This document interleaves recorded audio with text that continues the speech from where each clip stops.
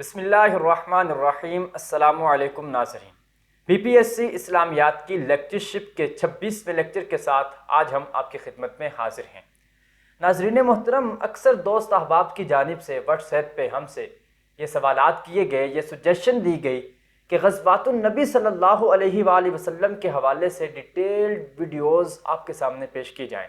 تو آج سے اس سلسلے کا آغاز کیا جاتا ہے کہ آج سے ہم 50 سوالات کی صورت میں غزوات النبوی صلی اللہ علیہ وآلہ وسلم کے حوالے سے جو ممکنہ اور اتھینٹک مصدقہ و مسلمہ معلومات دستیاب ہو سکتی ہیں ان کو ویڈیوز کی صورت میں آپ کے سامنے پیش کریں گے۔ آج اس سلسلے کی پہلی کڑی ہے۔ آج کے اس لیکچر کا آغاز کرتے ہیں جس کا نام ہی غزوات النبی صلی اللہ علیہ وآلہ وسلم اسپیشل ہے۔ تو چلتے ہیں سکرین کی جانب۔ آج کا ہمارا پہلا سوال ہے، غزوہ بدان کب ہوا؟ غزوہ بدان ماہ صفر 2 ہجری میں ہوا۔ نیکسٹ کویسچن، غزوہ بدان کا دوسرا نام کیا ہے؟ غزوہ بدان کا دوسرا نام غزوہ ابوا ہے۔ ناظرین محترم، یہ ذہن نشین رہے کہ ابوا مقام کا نام ہے، جگہ کا نام ہے، اور ابوا وہی مقام ہے جہاں پہ حضور اکرم صلی اللہ علیہ وآلہ وسلم کی والدہ ماجدہ سیدہ آمینہ رضی اللہ تعالی عنہا مدفون ہیں۔ اگر سوال یہ پوچھا جائے کہ حضور کی والدہ ماجدہ کس مقام پہ دفن ہیں تو اس مقام کا نام بھی مقام ابوا ہے۔ غزوہ ابوا کب ہوا یا غزوہ بدان کب ہوا، دونوں صورتوں میں جواب ایک ہی ہوگا، ماہ صفر 2 ہجری میں۔ اگلا سوال ہے، اس غزوہ میں مسلمانوں کا علم کس کے پاس تھا؟ یعنی غزوہ بدان یا ابوا میں مسلمانوں کے علم بردار کون تھے؟ حضرت حمزہ رضی اللہ تعالی عنہ۔ اگلا سوال، غزوہ ابوا میں کتنے مسلمان شہید ہوئے؟ غزوہ ابوا میں قریش سے مقابلہ نہ ہو سکا، مقابلے کی نوبت نہ آئی، جس کی وجہ سے کوئی مسلمان شہید نہ ہوا۔ اگلا سوال، بنو دمرہ سے معاہدہ صلح کس غزوہ کے دوران ہوا؟ بنو دمرہ سے صلح کا معاہدہ غزوہ بدان کے دوران ہوا۔ غزوہ بدان میں لڑائی کی نوبت تو نہ آئی، البتہ ایک اہم پیش رفت ہوئی کہ قبیلہ بنو دمرہ کے ساتھ صلح کا معاہدہ ہوا، جس کے بعد میں آنے والے ادوار میں بہت زیادہ دور رس نتائج سامنے آئے۔ اگلا سوال، قبیلہ بنو دمرہ کے سردار کا نام کیا تھا؟ اس وقت قبیلہ بنو دمرہ کے سردار کا نام مخشی بن عمر الدمری تھا۔ اگلا سوال، غزوہ بوات کب ہوا؟ غزوہ بوات ربیع الاول 2 ہجری میں ہوا۔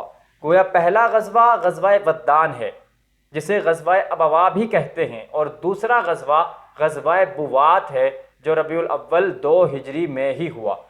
اگلا سوال، غزوہ بوات میں مسلمانوں کے علم بردار کون تھے؟ اس غزوہ میں مسلمانوں کے علم بردار حضرت سعد بن ابی وقاص رضی اللہ تعالی عنہ تھے۔ حضرت سعد بن ابی وقاص رضی اللہ تعالی عنہ ہی وہ شخصیت ہیں جنہوں نے راہ اسلام میں سب سے پہلا تیر چلانے کی سعادت اپنے حصے میں کی۔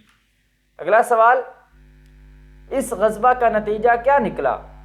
غزوہ بوات میں قریش کے قافلے سے جنگ نہ ہو سکی اور وہ قافلہ مسلمانوں سے دور چلا گیا۔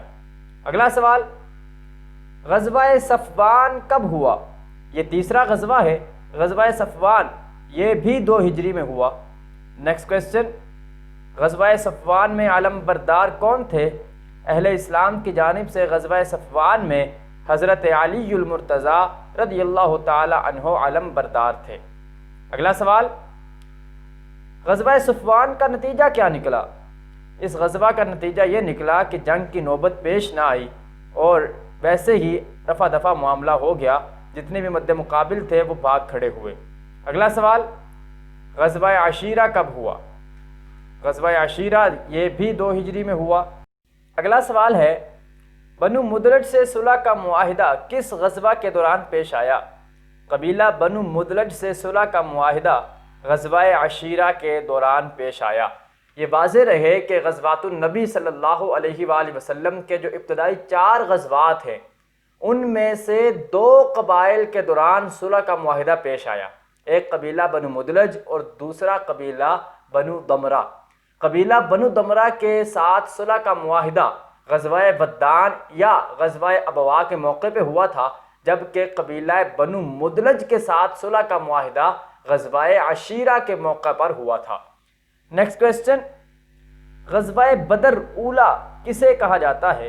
غزوہ بدر اولا غزوہ عشیرہ کو کہا جاتا ہے، اور یہ بھی واضح کرتا چلوں کہ اسے غزوہ بدر اولا اس وجہ سے کہتے ہیں کیونکہ مقام عشیرہ بدر کے مقام سے بالکل قریب ہے، اسی وجہ سے اسے غزوہ عشیرہ بھی کہا جاتا ہے۔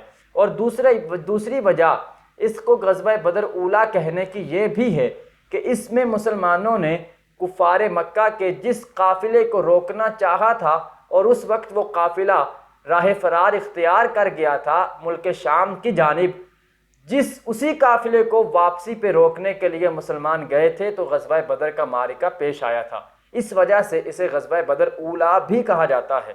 اگلا سوال، غزوہ بدر کبریٰ کب ہوا؟ غزوہ بدر کبریٰ 17 رمضان 2 ہجری میں ہوا۔ یہی غزوہ بدر کبریٰ ہے جسے یوم الفرقان کہا جاتا ہے۔ اگر سوال پوچھا جائے کہ قرآن مجید میں غزوہ بدر کو کس نام سے پکارا گیا ہے تو جواب یہ ہوگا کہ یوم الفرقان کے نام سے پکارا گیا ہے۔ نیکسٹ کویسچن، غزوہ بدر میں کتنے مسلمان شہید ہوئے؟ غزوہ بدر میں 14 مسلمان شہید ہوئے۔ اگلا سوال، غزوہ بدر میں کفار کے مقتولین کی تعداد کتنی تھی؟ اس غزوہ میں کفار کے مقتولین کی تعداد 70 تھی، 70 کفار ہی قیدی بنائے گئے تھے۔ اگلا سوال، غزوہ بنو سلیم کب ہوا؟ غزوہ بنو سلیم شوال 2 ہجری میں ہوا۔ نیکسٹ کویسچن، غزوہ بنو سلیم کا دوسرا نام کیا ہے؟ غزوہ بنو سلیم کا دوسرا نام غزوہ قرقرۃ القدر ہے۔ قرقرۃ القدر یہ عربی میں اس غزوے کا نام ہے، اور یہ اصل میں ایک تالاب تھا جس تالاب کے پاس جا کر مسلمانوں نے پڑاؤ کیا تھا، پھر اسی تالاب کی نسبت سے اس غزوہ کو قرقرۃ القدر بھی کہا جانے لگا۔ اگلا سوال، اس غزوہ کا نتیجہ کیا نکلا؟ غزوہ قرقرۃ القدر کا نتیجہ یہ نکلا کہ بنو سلیم کے قبیلے کے لوگ بھاگ گئے اور انہوں نے راہ فرار اختیار کی، کیونکہ وہ بہت زیادہ ساز و سامان کے ساتھ آئے تھے، بہت زیادہ اونٹوں کے ساتھ آئے تھے، اپنے اونٹوں کو وہیں چھوڑ کر انہوں نے راہ فرار اختیار کی۔ اگلا سوال، کس غزوہ میں مسلمانوں کو 500 اونٹ بطور غنیمت ملے؟ غزوہ بنو سلیم میں مسلمانوں کو 500 اونٹ بطور غنیمت ملے۔ نیکسٹ کویسچن، غزوہ سویق کب ہوا؟ غزوہ سویق ذوالحج 2 ہجری میں ہوا۔ اگلا سوال، سویق سے کیا مراد ہے؟ سویق عربی کا لفظ ہے، اردو میں اس کا مطلب ستو کے ہیں۔ اگلا سوال، غزوہ سویق میں مسلمانوں کے مد مقابل کون تھے؟ غزوہ سویق میں مسلمانوں کے مد مقابل قریش مکہ تھے۔ دراصل ابو سفیان جب قافلے کو بچا کر مکہ پہنچ گیا اور پھر بدر کا معرکہ ہوا جس میں ابو جہل بھی مارا گیا اور قریش کے بڑے بڑے سردار کافر کردار تک پہنچ گئے، اب ابو سفیان ہی کفار مکہ کا سردار تھا۔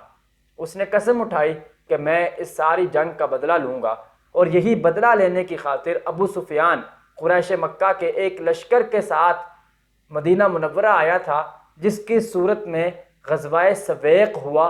سویق ستو کو کہتے ہیں۔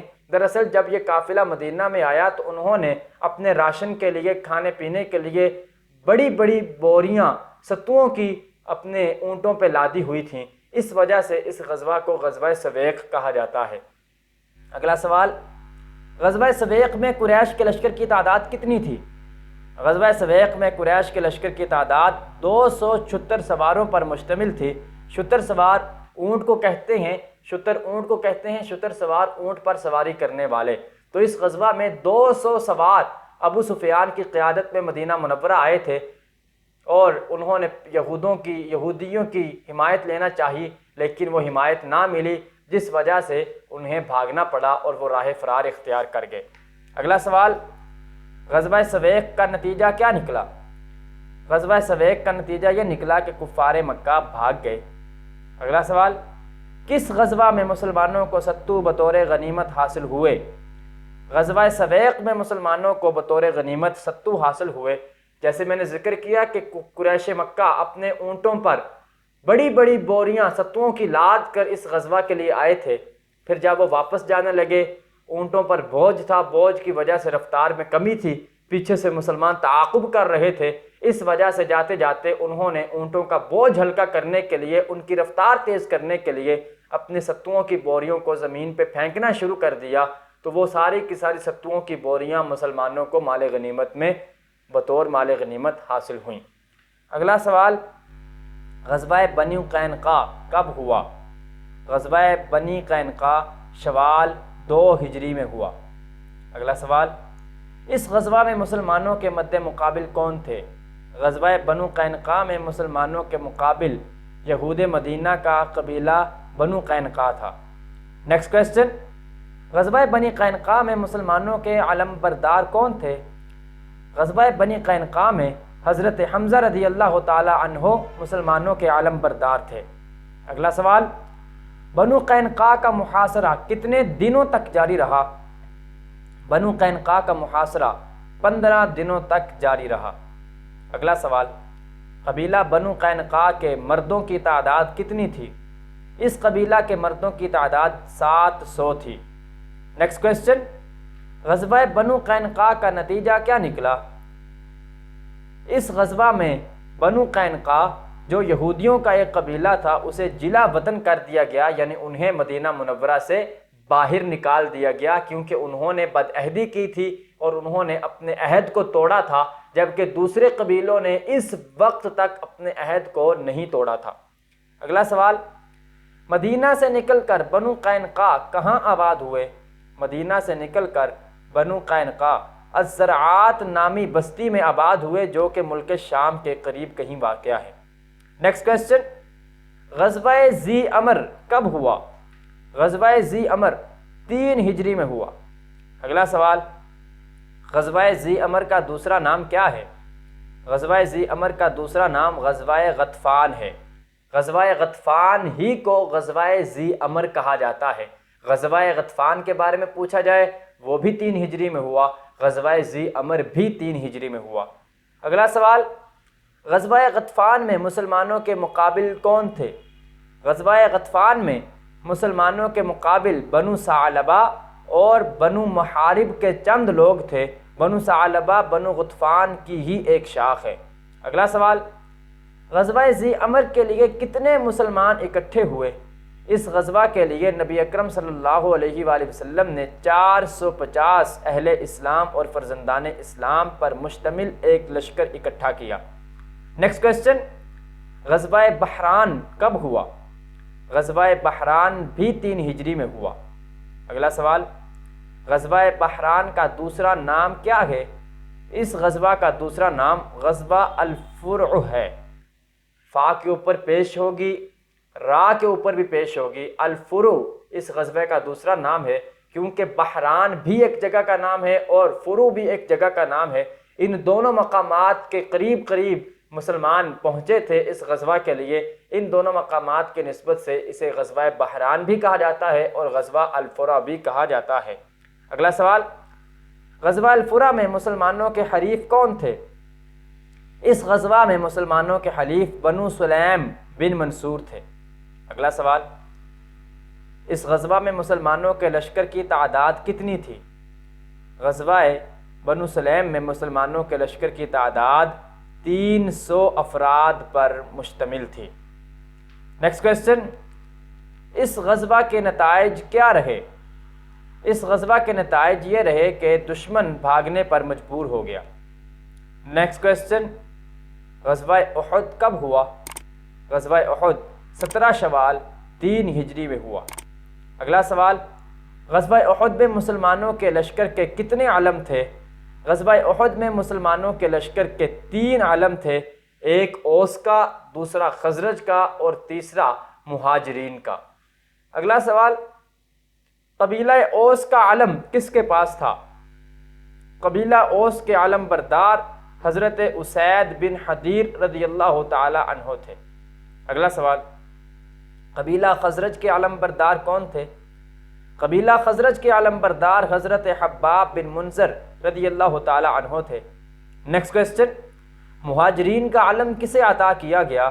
مہاجرین کا علم حضرت علی المرتضیٰ رضی اللہ تعالی عنہ کو عطا کیا گیا۔ اگلا سوال، مدینہ طیبہ میں نماز پڑھانے کے لیے نائب کسے بنایا گیا؟ مدینہ طیبہ میں نماز پڑھانے کے لیے حضرت عبداللہ بن ام مکتوم رضی اللہ تعالی عنہ کو نائب بنایا گیا۔ یہ بات قابل غور ہے کہ نبی اکرم صلی اللہ علیہ وآلہ وسلم اکثر غزوات کے موقع پر مدینہ منورہ میں مسجد نبوی میں جس ہستی کو اپنا نائب اور قائم مقام امام بنا کر جاتے ہیں وہ ہستی حضرت عبداللہ بن ام مکتوم رضی اللہ تعالی عنہ کی ہے، اور حضرت عبداللہ بن ام مکتوم آپ نابینا صحابی ہیں، آنکھوں میں بینائی نہیں ہے، دیکھ نہیں سکتے۔ اسی سے واضح ہوتا ہے کہ حضور اکرم صلی اللہ علیہ وآلہ وسلم نے اس معاشرے کے کمزور طبقے کو کس حد تک اعلیٰ و عرفہ مقام عطا فرمایا ہے۔ ناظرین محترم، اس کے ساتھ ہی ہمارے آج کے اس لیکچر کا دورانیہ مکمل ہوا چاہتا ہے۔ غزوہ احد کے حوالے سے مزید معلومات اور اسی طرح سے اس کے بعد آنے والے دیگر غزوات کے حوالے سے معلومات انشاءاللہ العزیز ہم کل کے لیکچر میں آپ کے سامنے بیان کریں گے۔ کل تک کے لیے ہمیں اجازت دیجیے۔ اللہ رب العالمین ہم سب کا حامی و ناصر ہو۔ والسلام۔